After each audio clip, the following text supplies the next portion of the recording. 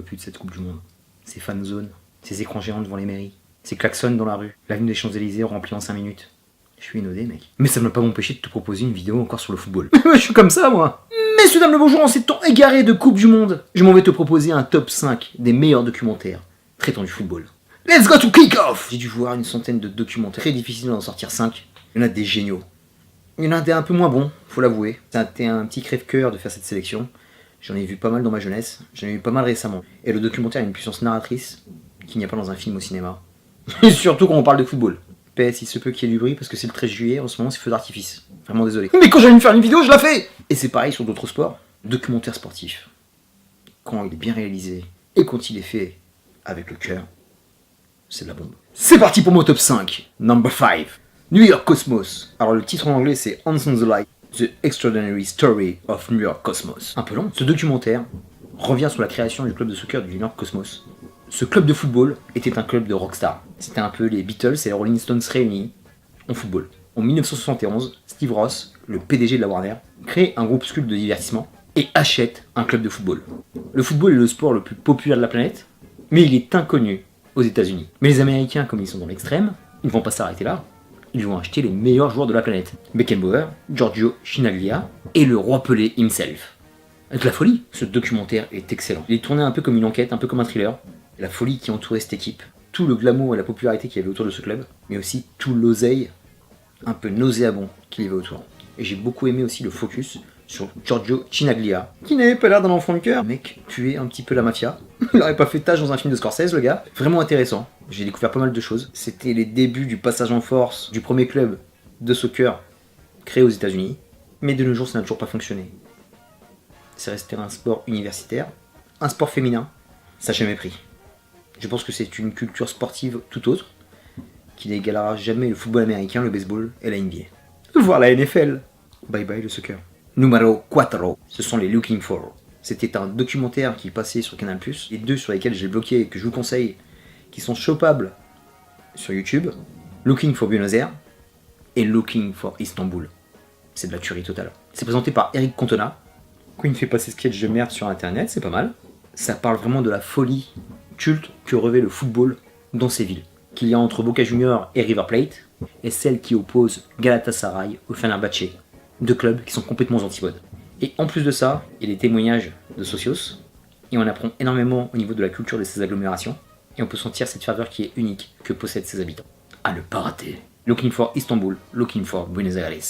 Numéro 13. Maradona par Kusturica. Un de mes réalisateurs préférés, avec le footballeur qui m'a fait aimer ce sport. Je ne pouvais pas rêver mieux.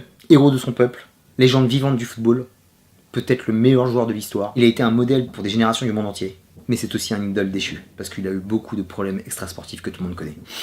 De Buenos Aires à Naples, en passant par Cuba, Emi retrace la vie de cet homme hors du commun. De son bidonville à sa notoriété mondiale, de sa fulgurante ascension en 1986, où il prend le titre de champion du monde à lui tout seul, avec ce fameux but contre l'Angleterre, bordel de merde.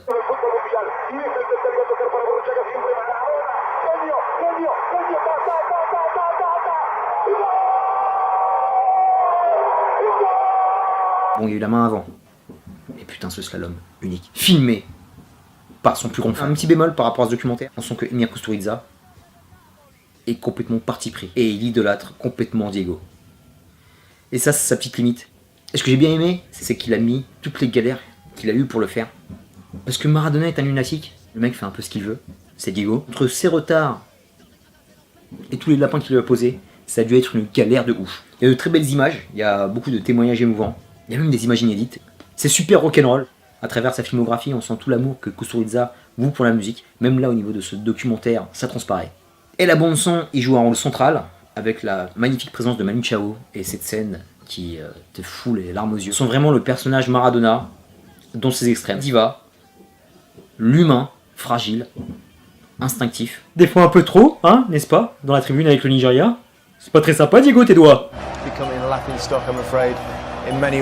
C'est vraiment à voir. C'est pas le meilleur docu que j'ai vu sur Maradona. J'en ai vu un autre qui était de Didier Roustan, qui était excellent, que j'avais vu sur Terre de Foot, qui retraçait son enfance à son arrivée à Vélez Sarsfield, avant qu'il joue le Mondial 94, qui était très bon, mais je peux pas te le conseiller parce qu'il est pas chopable. Je l'ai en VHS, mais il n'y a pas de copie DVD, dommage. Donc big up à Didier Roustan pour avoir fait ce docu parce qu'il est mortel. Cette époque-là, Maradona revenait de son premier doping, et il était plutôt sobre et vraiment affûté. Je pense qu'il était dans une bonne période là. C'était la période où il fallait le choper. Après, c'est parti légèrement en sucette, Diego. Hein. Numéro 2, substitute de Vikash Dorasso. Milieu de terrain français qui a été formé au Havre, qui est passé par Lyon, le Milan AC et le Paris Saint-Germain. Excellent joueur de football au demeurant. Mais là où il était intéressant, c'est que Vikash dénotait complètement avec le paysage du football français de ces années-là. Car monsieur était un peu plus intelligent que la moyenne, et c'était peut-être le premier bobo hipster qui débarquait. Et en 2006, il a été sélectionné dans les 23 de la Coupe du Monde. Et pour lui, ça a mal tourné. Un de ses potes lui a filé une caméra super vite. Et pendant qu'il se faisait chier, le mec s'est filmé.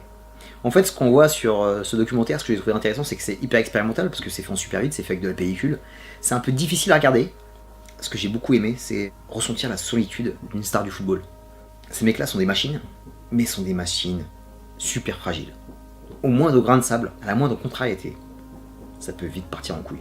Et on sent que Vikash, au fur et à mesure que la compétition avance, surtout que l'équipe de France est arrivée en finale, ça a duré très longtemps, une préparation physique d'1 mois, plus 1 mois de Coupe du Monde, ça fait 2 mois complètement isolé dans un château en Allemagne, le mec était en bas de trip. Donc limite, cette caméra l'a un peu sauvé. Le mec s'est fait son vlog avant l'heure, avant toute la mode des vlogs, si tout un côté Instagram, avant l'avènement d'Instagram. Vikash, un précurseur, c'est un mec que j'ai beaucoup aimé dans sa carrière, parce qu'en plus d'être talentueux, il était sans langue de bois. Il s'exprimait beaucoup mieux que pas mal de ses collègues par rapport à cette Coupe du Monde. On sent complètement, on va dire, l'enfant qui a été trahi par son père, qui était Domenech, parce qu'il avait sélectionné un espoir. Il avait une vraie histoire personnelle avec ce sélectionneur. Pendant les 2 ans de phase de qualification, il était titulaire à part entière. Et il y a eu un vrai point de rupture quand Zizou a fait son retour.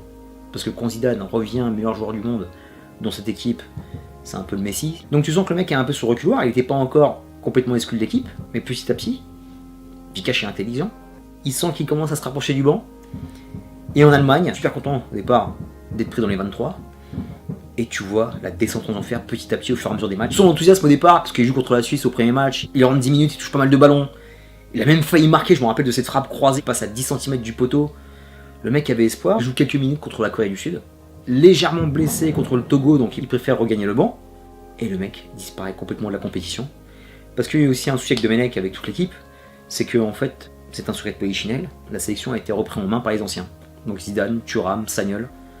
Et Domenech n'avait pas trop son mot à dire, donc Vikash a complètement disparu. Donc il était complètement à part. Le mec a vécu sa Coupe du Monde comme un touriste, comme un témoin. Au fur et à mesure que les tours passaient, il ne se sentait plus concerné et il était en totale dépression. Il n'arrivait même plus à dire on, il disait eux. Sami Vikash est un peu maladroit parce qu'il se filme dans le vestiaire avec des joueurs complètement déprimés d'avoir perdu en finale.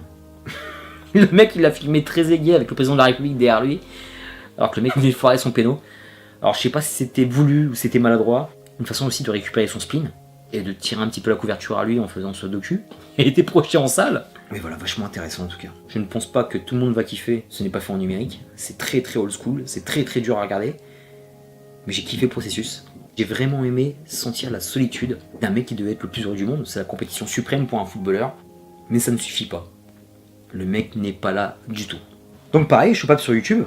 Si t'es fan de football et t'aimes bien ce personnage en couleur qui est Vikash, tu vas kiffer. Big up à toi Vikash. Je me rappellerai toujours de ce match PSG Toulouse, où j'étais observé du coup d'envoi jusqu'à ta sortie où tu as été remplacé.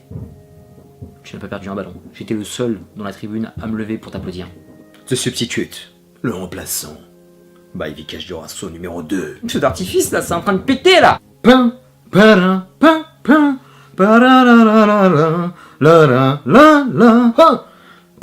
Loin dans le calcio des meilleurs documentaires football. Sans surprise, Les yeux dans les bleus. Un documentaire qui a marqué toute une génération, de manière indélébile. Avec Les yeux dans les bleus, on est pas loin de la perfection. Ce que j'ai beaucoup aimé par rapport à ce docu, on sent que ça a été fait avec le cœur. Et c'est un documentaire totalement surprise. Ce docu réalisé par Stéphane Meunier était fait à l'instinct. On n'aura jamais vu des joueurs aussi naturels, si sincères. Et j'ai l'impression que Stéphane Meunier s'est complètement fondu à l'intérieur du groupe. Et c'est ça qui rend ce documentaire unique et attachant. Complètement dans la coulisse des champions du monde 98. On est aussi dans les fondations de leur victoire, avec toutes ces phrases cultes d'Aimé Jacquet. Muscle ton jeu, Robert, il va t'arriver des bricoles. Et le mec ne connaît même pas Bernard Diomède, il l'appelle petit bonhomme. J'ai kiffé quand on voit les 4 défenseurs qui parlent de comment prendre Ronaldo pour la finale. Marcel Desailly qui n'est pas d'accord avec Thuram sur la tactique. Le témoignage ultra émouvant de Christophe Dugarry après avoir marqué son but contre l'Afrique du Sud lors du premier match. Il est beaucoup moins émouvant maintenant sur un RMC, espèce de bâtard. Zidane avait des cheveux. Deschamps avait des dents. Sont un groupe concerné des 3 gardiens aux 21 joueurs de champ. Même les coiffeurs, ils étaient dedans. Il n'y avait pas de téléphone portable, pas d'Insta. Les mecs étaient complètement au vase clos sur Clairefontaine. Ils avaient peu de contact avec l'extérieur. On les voyait en train de jouer au tarot. Et ce n'étaient pas des adolescents auxquels on a affaire aujourd'hui. C'était de vrais hommes, accomplis. Et bien au-delà de la victoire finale, ce documentaire est incontournable. Respect total à Stéphane Meunier pour avoir fait un tel documentaire. Il a aussi fait de magnifiques documentaires sur l'intérieur sport. Parce que Les Yeux dans les Bleus a eu des émules, comme à la Clairefontaine, qui a été le pendant enfant des Yeux dans les Bleus. Mais ça n'a pas toujours fonctionné, même si la démarche restait sincère. Mais par contre, les suites, que ce soit la Coupe des Confédérations au Japon et Les Yeux dans les Bleus numéro 3, où ça traite du fiasco de la Coupe du Monde 2002, ça prenait plus. On sent que Stéphane Meunier et son équipe étaient en trop autour des joueurs. Ils ne se formaient plus dans la masse. Et les joueurs n'étaient plus aussi naturels avec lui. Ça n'avait pas marché à tous les coups. Et j'allais oublier. Tout le monde parle de la musique de Gloria Gaynor quand on parle de France 98. La vraie musique, pour moi, qui m'a marqué, c'est celle de Roudoudou, qu'on entend au début du documentaire. Quand je pense à l'équipe de France 98, je pense à cette musique-là, qui est beaucoup plus significative d'avoir ressuscité Gloria Gaynor. Quand t'es là, le coiffeur, t'es pas venu pour rien. Hein. Ah, tu l'as mis ta musique, hein. Mais elle me saoulait à un point. 1 et 2 et 3, blaireau. En tout cas, Les Yeux dans les Bleus est un incontournable à voir dans toutes les écoles de football. À voir même si tu n'es pas fan comme moi de l'équipe de France. J'ai vu 1 milliard de fois. C'est exceptionnel. Bravo Stéphane. Et bravo aux joueurs pour leur titre. Un des plus grands moments de sport français vu de l'intérieur, à placer au rang de culte. Kick-off, kick-off. Terminus pour mes top 5 des meilleurs documentaires de football. Je te souhaite une bonne fin de Coupe du Monde. Je te dis à très bientôt pour une prochaine vidéo. D'ici là, porte-toi bien, passe de très bonnes vacances. Écouf les Skouska. Bonne chance la Croatie. Donnez-nous une magnifique finale qu'on n'oubliera jamais. Peace à la planète football.